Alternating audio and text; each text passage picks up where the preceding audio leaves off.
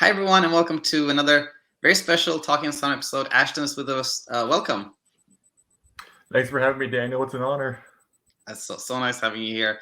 And for you back home, just a little bit about how this episode came to be. Well, Rob was the guest about 2 weeks ago, and actually in the comments section, well, Rob actually said in an interview that someone on Reddit had tipped him off about our channel, and then you, Ashton, said in the comment section, I think that was me, and then eventually led me to inviting you. But I was going to ask you, what made you think that perhaps you were the one tipping Rob off?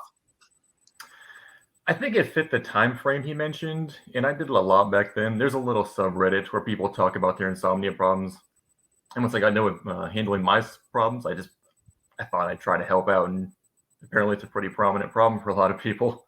Yes. Super nice. That was a kind of special moment when you guys connected. But that said, thanks for being here. And yeah, just let's hear your story and then we'll go from there. Sure. So I think with myself and as most people on here, it all started with an anxiety.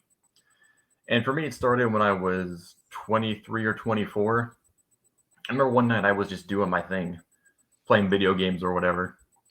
And I started having really bad chest pains. And then that was followed by racing pulse palpitations. And I thought I was having a heart attack. And subsequently, I also ended up having my first full-blown panic attack that night.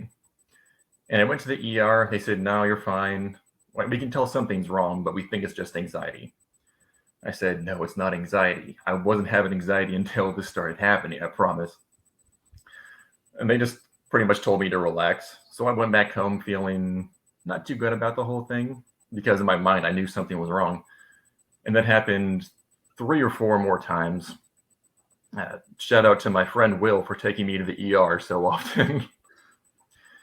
And I put up with that for quite a while. And I didn't get a good diagnosis until about 4 years later. At that point, they told me, yeah, you're not actually dying. It's something called postural orthostatic tachycardia syndrome, or it is POTS for short. And although it's not fatal, it can, like when it gets bad, it can mimic symptoms of an impending cardiac arrest. That was great to hear. But during those 4 years, I didn't know that.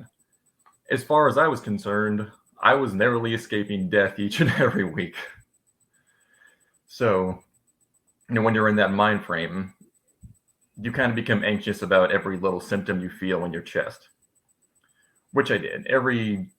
Pretty much every day was spent either anxiously awaiting those symptoms to occur or having a full-blown panic attack when they were. And if you're just in that fearful mind frame for so long, it just kind of gets to you. It starts to mold the way you think. So even though I had learned that my condition wasn't actually fatal, by that time the damage was done, like mentally. I developed full-blown panic disorder coupled with agoraphobia. And I dealt with that for quite a while. Well, these problems, they continued as well, but I kind of got those under control mentally. But the panic attack and agoraphobia was still very present. And leading into my insomnia, I still remember the night it happened. It's so ridiculous when I think about it. But anybody who has panic attack coupled with agoraphobia, they know it's kind of like an impromptu comedian. You just give them one word, then they take it and they can just roll with it. They can make a whole show out of it. And that's kind of how it is. You just get this thought in your head like, oh man, it'd be terrible if I had a panic attack right now. Oh man, what if I did? Just the thought of it makes me nervous. I am getting nervous. Is it going to happen? It might. Oh no, here we go. And I was going through that process one night last year. I believe it was late August, early September. And I was trying to talk myself down from it. And I'm laying in bed, and I did the same thing. I gave my anxiety that one word to deal with. Man, it'd be terrible if this kind of just interrupted your sleep, wouldn't it? I'm like, yeah, that would be terrible. And then the process started. And then that night, didn't sleep at all. I didn't think too much of it because that was the first time it had happened. And I went to work, feeling pretty bad because I was working 12-hour grave shifts at the time, so that was hard enough. And then that night, I'm trying to go to bed thinking, man, I'm really, really tired. I got to sleep tonight. And of course, the same thought process started, coupled with the fact that I was already a lot more tired. So I felt like I had something to lose now. So needless to say, with those thoughts in my mind, I didn't sleep again that night. Went to work again, feeling just horrible, barely keeping my eyes open. And then luckily for me, it was a weekend. So I was able to relax a little bit more. I think I slept 2 or 3 hours that night, but it still was very, very persistent. The next day I was still very, very drowsy. And then as you talked about in your videos, eventually it just keeps stacking and stacking. The more tired you get, the more you feel you have to perform. The more you feel you have to perform, the more you don't sleep. Knowledge I wish I would have had back then. But it became a real issue to the point where I was sleeping maybe 4 hours between 2 days, maybe 5 or 6 if I was lucky. And then eventually I just took a medical hiatus from work. Like I can't do this. I can't be here. I can't focus. I feel like I can barely get to work safely at this point.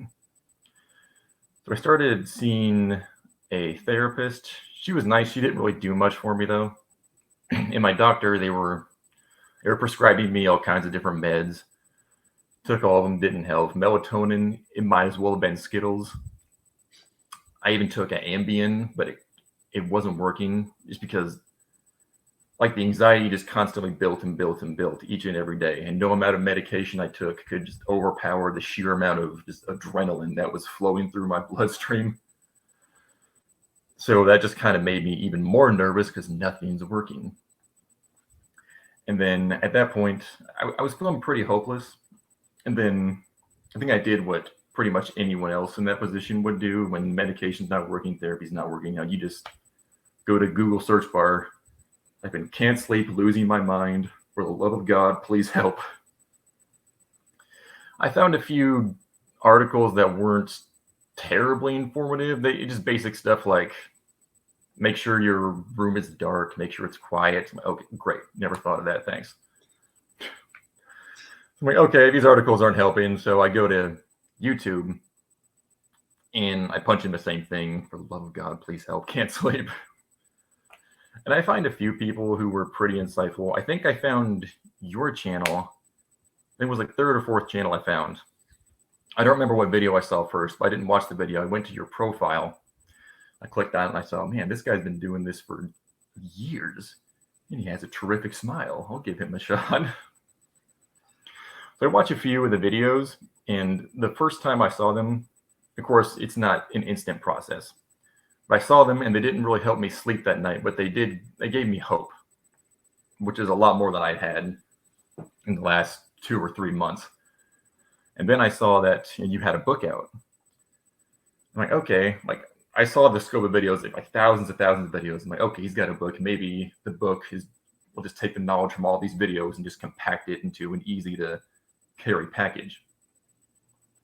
So I got the book and I start reading through it. And I remember the biggest wow moment I had. At the time, I was kind of like dumbfounded.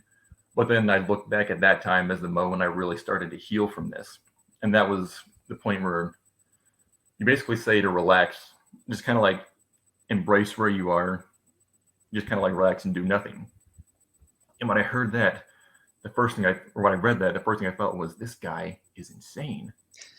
Like, I've dug myself into the 9th circle of hell. I can't just sit here and do nothing. I need a ladder to climb out. But then I kind of thought about it, like, I have tried everything else. Nothing else has worked. So, I mean, if I'm in hell, might as well try to toast some marshmallows. So, all right, I'll just try to get comfortable where I'm at. And it's definitely not easy. And I think that's where the book really, really helps. That it's easy to tell somebody, to do nothing, but it's very difficult to convince someone that doing nothing is the right thing to do because it's so counterintuitive. And that's where I think your book really, really shined for me. So I tried it, and it wasn't an immediate success, but of course it never is. I'd lay in bed for like 4 or 5 hours. And usually at that point, my anxiety would kick in. Here we go again. You're just inching closer and closer to madness.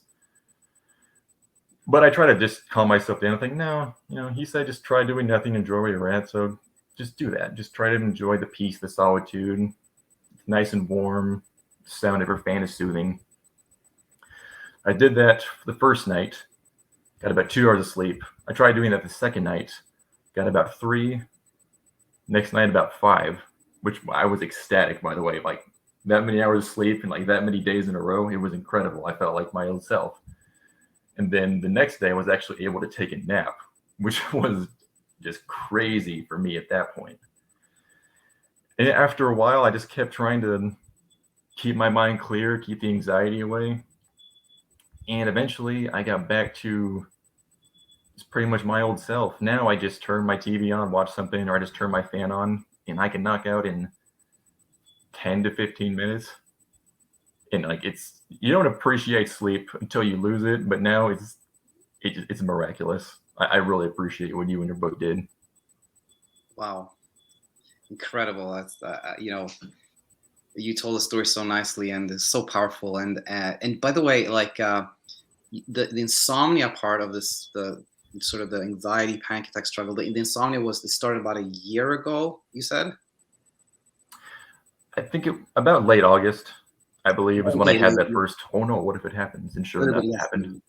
And then the part of the story where you're sort of like you read the book and things are really starting to change. That was after about like 3-4 months into that struggle, or with insomnia. I think I got the book early to mid November. Okay. Yeah. Something like that. Okay, very very well. And you already said that just seeing that. Really, like you try so many things and not trying like is probably the way, and ultimately that was really helpful. Are there other sort of like key insights that you remember from the book or the channel that really made a difference? A lot of people said they were going through the same things, and a lot of them seemed to have recovered. And that's basically a good review. Like the book had good reviews on Amazon, but then seeing people tell their story and it's sounding very similar to mine, and yet they overcame it. That was one of the things that really, really gave me hope. Yes. So glad to hear. And now I want to ask you, you took this leave from work and during the insomnia, were you also off of work at that time, or had you thought about going back, or what happened with work-wise? The job wasn't very good as far as stress is concerned. So I ended up leaving it ultimately just to kind of pursue other things. But trying to do that job while I had it, it was very, very difficult. I could only do it for a few days, maybe a week before it just wasn't plausible anymore. Yeah. With that job, you really have to be alert. So I just took a medical leave, burned through all my PTO, and then eventually I just had to tell my boss, like, I'm sorry, I can't do this. Me and my therapist and doctor agree this just isn't good for me right now. Yes, absolutely, totally understand, of course. And but I was just curious about, like, after the struggle with insomnia ended, you started sleeping well again. How how did things change? Like on a day-to-day basis, were you able to maybe do more things that you enjoyed and things of that nature?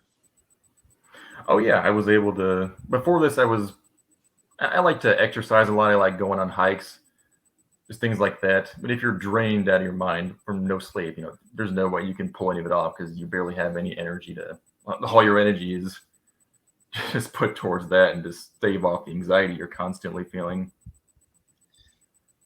Very, very nice. I want to ask you another thing, which was you pointed out that it's rarely ever like a quick fix. It takes a while to learn and to internalize the knowledge, and to let go is not easy. So I want to ask you, like, once you had this, like, you had a nap that day, was kind of like a miracle, like, from then on, was it a fairly kind of like easy path, or were there speed bumps after that?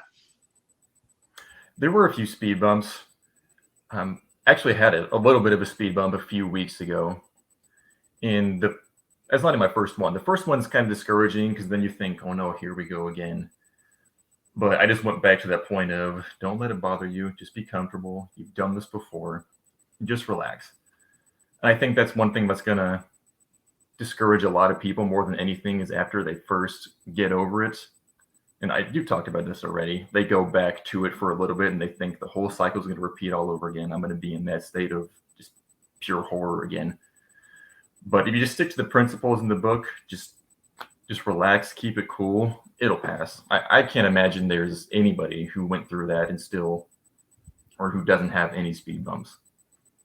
Exactly. No, I totally agree with you. When somebody, I would say this, like if somebody doesn't have speed bumps, they didn't really have insomnia, because it wasn't really that much of fear there. And by the way, just to be clear, I'm assuming that when you say the book, it's Set It and Forget It, correct? Yep, got it right here. Oh, nice. There it is. Sponsored by. Exactly. Wonderful. And I basically have like just really two other questions for you. One is, there's oftentimes we can learn a lot from the struggle with sleep that applies to like other areas of life. Have you found that? Yes, actually, that's one of the things I like most about the book, is that the idea of just being like okay with your situation and where you're at, it applies to other things. For me personally, it's mainly my anxiety. It's really helped me to just kind of bring it down, because before I read the book, you're just in the mindset that your panic disorder and your anxiety, like it's the worst thing ever. And there's nothing you can do about it. But I kind of took the principle of just, be cool, relax, as far as insomnia is concerned. And I tried to apply it to my anxiety. And it's really done a lot. Just accept it where it's at. Just kind of let it do its thing for a second. And it goes away a lot quicker. I'm not going to say I don't have anxiety anymore, but when I do now, it's a lot less severe and a lot less often, because I've learned to just kind of, accept it and just try to be comfortable where I am, just like the book said with the insomnia. So glad to hear that. And just to add a little thing on mine, like I think this sounds so obvious that we shouldn't even need to say it, but I think it needs to be repeated, which is that we all humans, we have anxiety like on a daily basis. It's one of the emotions. Personally, I find myself invited to struggles every day. Like there's my brain telling me like, what if this happens, Daniel? Then what are you going to do? Then I'm like, okay, I'm not taking it. I'm just like, it's okay. Like, but anyway, we all have anxiety, and when we don't resist it, that's when it doesn't become this ongoing struggle. So just want to emphasize that. Super glad to hear this, Ashton. And the other one was, which has become my go-to final question, which is if you would have a chance to say something to yourself when you were in the throes of insomnia, like what would you tell yourself? Well, probably get the book would be the first one. But apart from that, I would say I have to go back to the book. You have to relax. It seems horrible. You seem like you're losing your mind, but it's not going to kill you. Your body, I think, does kind of sneak in a few hours of maintenance sleep every now and then. Just do your best to relax. Don't torture yourself with thoughts. Don't torture yourself with anxiety. Just do your thing. Let it pass, and it will pass. So wonderful to hear. And by the way, I heard it as when you were awake at night and for you relaxing, it basically meant just kind of laying in bed and listening to the sound, something like that. Is that true to say? Oh yeah. Just be comfortable where you're at. Just try to find like it's obviously not a happy situation to be in, but you just got to try to find the silver lining. I have a comfy bed. It's a good temperature right now. I just put on some relaxing music. Just do what you can to enjoy like how you are where you're at. Absolutely. It's I talk about this concept of like befriending wakefulness. You're awake now, sort of don't fight it or resist it, make the best of it. And it can mean different things for different people. Some people sort of befriend wakefulness by like reading a book. Some people watch a show, and some people just lie in bed and in the comfortable bed, etc. So I'm just sharing this with the community here, so they know that it can mean different things for different people. But as long as you're not resisting that moment, things get easier. And I guess I just one more question came up to me as we were talking, which was, did you did you stay on in that like subreddit Insomnia, and you are you there active sometimes, or did you sort of leave it after things got better, or what's your story with the Reddit? I stop by there periodically, and that's one thing. It's kind of messed up when you think about it. But once you're over your situation, like you don't think about it as much, so you don't return to it as much. But I probably should pop by more than I usually do, because I know a lot of people struggle with this, and it's really it's really helpful to have somebody who's gone through it and came out the other end. It's very encouraging for other people currently going through it. So I probably should stop by more often than I do, just to help people out. But yeah, I do stop by periodically. Yeah, no pressure from me, of course. Like just so everybody knows, I just curious, really. But I was so glad that you told Rob and that he found his way too. So that's kind of really nice. So yeah, I'll just say it was super nice sharing this with you, or hearing your story, Ashton. It's going to bring so much value to the community. So thanks so much for being a guest today. Thank you so much for having me. If you ever have a book signing, let me know. I'll show up. We never know. Bye for now. Have a good one.